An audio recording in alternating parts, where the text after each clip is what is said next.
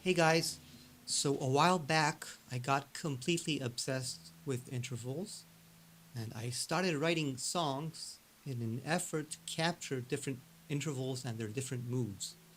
And I wrote one for seconds, thirds, fourths, and fifths. Seconds are essentially half steps or whole step. I tried to write a song that captured that, and this is what I came up with, and today I'll analyze it with you in the hope of giving you some inspiration for your own compositions with several harmonic devices that I hope you'll find interesting.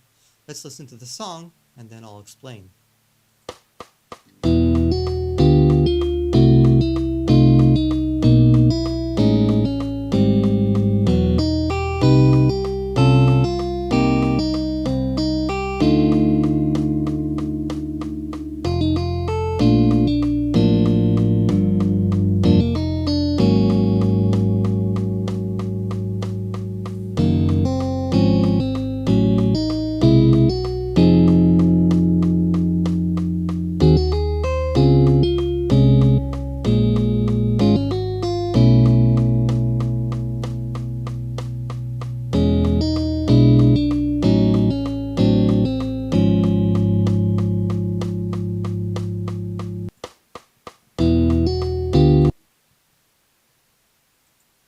Okay, now for a slightly more human version.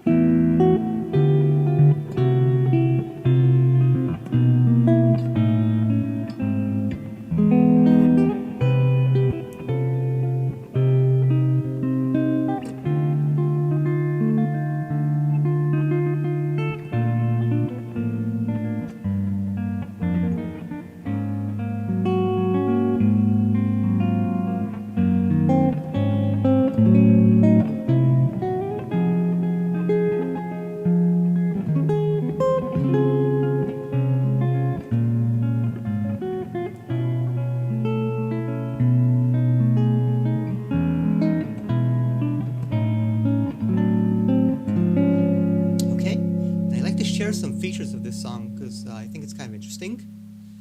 First of all, as before, the objective was to capture the seconds, and the motive is very, very clearly a kind of a seconds motive. And the interesting thing is that thanks to drop 3, the bass, again, also has this motion of seconds. And here are some cool features. So it starts on an E minor, and then the G7, which you could probably argue would be 5 or flat 6 minor, and resolves to 2 half diminished. So this is pretty much functional. This is of course pretty standard, usually resolving to C. This is a simple progression: E, G7, going to C, but instead of going to C major 7, it goes to a slightly more interesting 2 half diminished, stays on the bass and goes to F7. Now the F7 here is really a sub 5, meaning it should resolve back to E minor 7.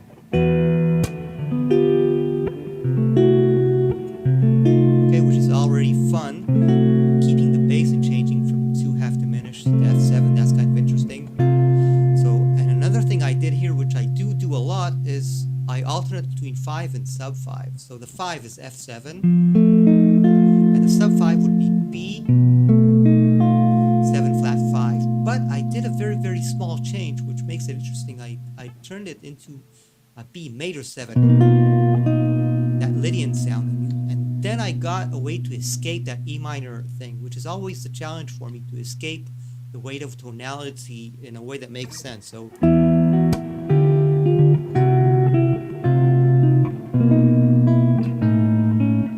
once I got here, this kind of a flat 3 major 7,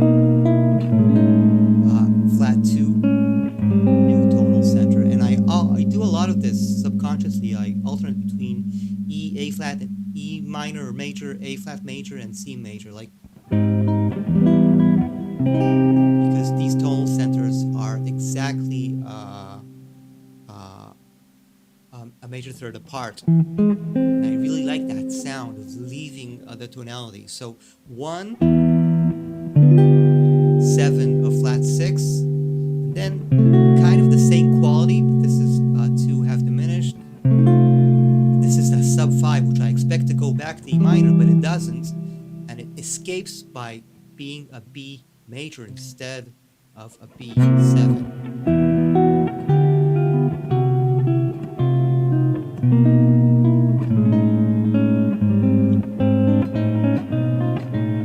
Okay, that kind of motion, which I like.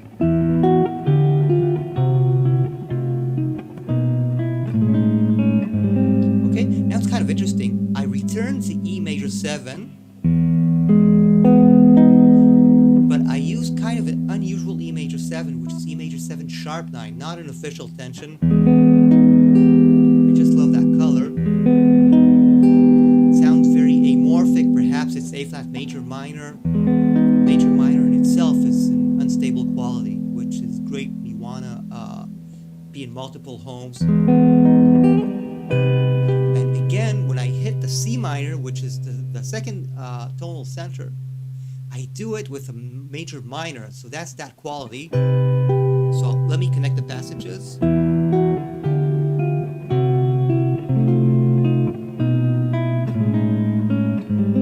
Okay, and from A flat major, you can say from major to minor or E major. It's kind of on the edge between A flat minor and E minor. And my third tonal center, C minor.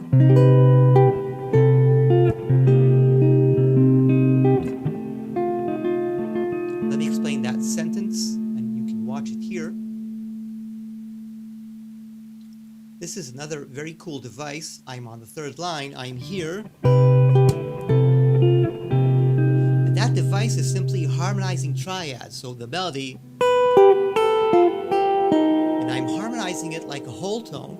I'm using E flat augmented over C, and then descending a step to a D flat augmented, you can call it, and only then resolving to the C minor. Let me show you on the guitar how that looks. It's a cool device. It's essentially upper structure triads. Here's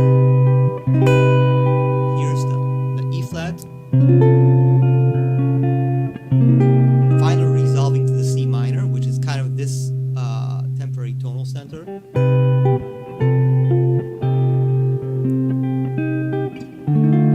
Resolving in an interesting way. I think this is like a D minor, but with a flat 9. So you can call it an F7 with a 13 in the bass. I don't know, it's a weird name.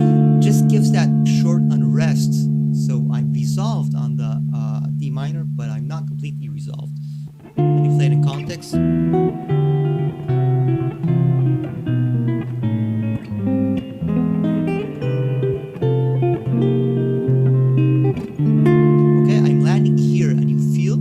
Unresolved. It's kind of an F7 D minor, so it needs to resolve to B7. That's exactly the job of the next line.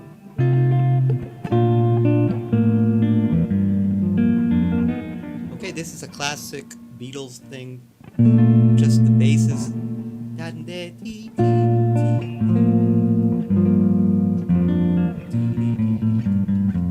All this is going on the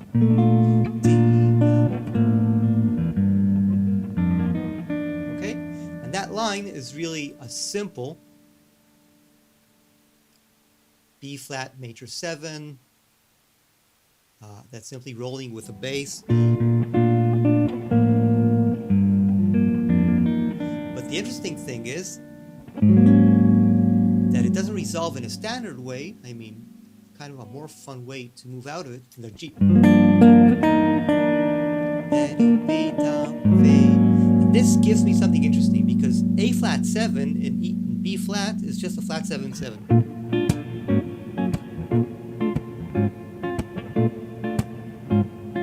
This is not very rare, but it is because it sounds like something that belongs to E flat, because flat 7/7 is a substitute for 4 minor. So it sounds like I'm still in B flat, but it is a vessel because this is also A flat suspended. It is an excellent way to escape from B flat into my next key, which is D flat major. So I do this.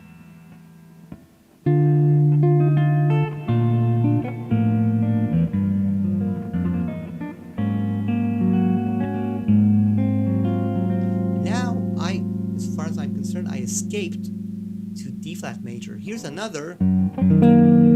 This is still a chord that can be related to B flat. This is a C half diminished, which is 2 half diminished in B flat, but I'm not using it in this context. I'm escaping to D flat major.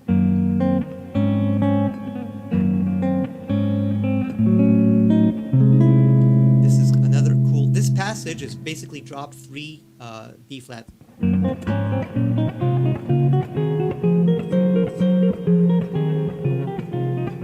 If you'll do like diatonic series in drop 3, you'll get these sounds, but this is standard tonic. 2 half diminished instead of 2 diat. It's always beautiful to play your 2s half diminished instead of minor 7. Like, now this is a cool chord, I think. This comes from melodic minor, and instead of playing F minor like this, I'm playing F minor major 7. It set up this really cool resolution of F minor major 7. That's like a new key, F minor 7. So I'm repeating this progression.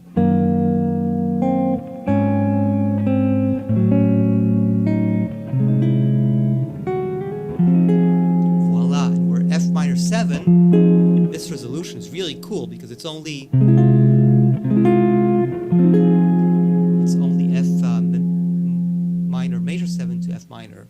Now the sequence repeats, which is always fun in compositions when you reuse materials. And now that same Beatles kind of.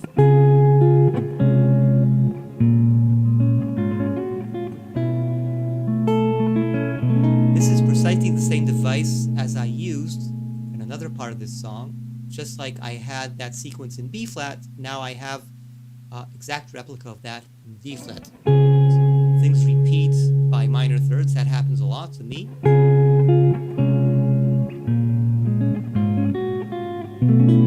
And again, the same deceptive resolution, because in D flat, I can't say that this chord, that A over B, is just flat 7/7.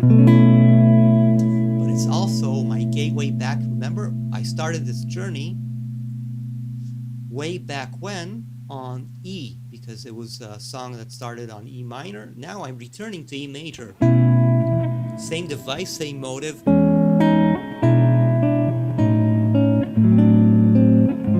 Closes the loop. And this happens a lot in music when you have, I started perhaps in, so this is a parallel major key because C sharp minor is a parallel of E, but I'm resolving it to major. So let me play the whole thing connected.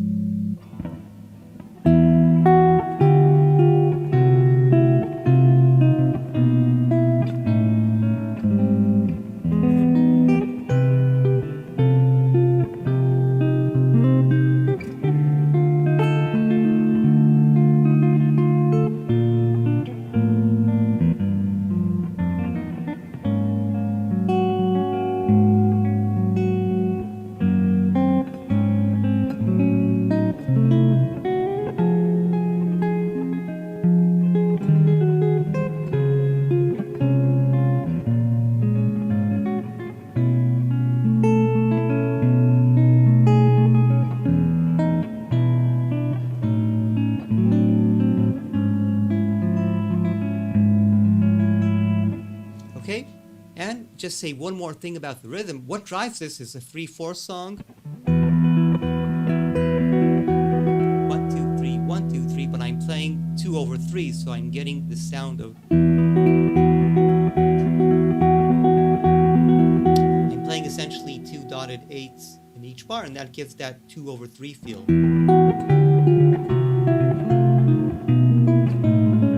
Okay, so let me capture the main points here. You want to write a song that escapes tonality, think about several keys that are, usually it's very interesting to do this with either minor thirds or major thirds away. So if you're in E minor, think about hitting C minor, A flat minor in your compositions, or try the major thirds. You can do that with, or minor thirds with keys that are are separated by, if I'm in E minor, I would try to go for E, G, B flat, and D flat as examples. And this kind of happens subconsciously, but I at least have this pattern that I see retroactively where I write these songs that use all these temporary keys that are either a minor third or a major third away, but then I ultimately return to my original key. So it's like a journey where all the homes feel um, equally distanced from each other, but then you return. So that's one idea. Second idea is start with an interval and see if you can capture something about its essence. And the third idea is try to connect modal voicings, which means taking all kinds of drop two structures and simply move them diatonically through keys. It gets to all kinds of interesting things. So you'll find the chart in the comments. You can ask questions about this song. I think it's a cool song to learn and practice if you like this kind of stuff. It's also a whole lot of challenging fun to play solos over. So I hope this was enlightening to you. Thanks, guys.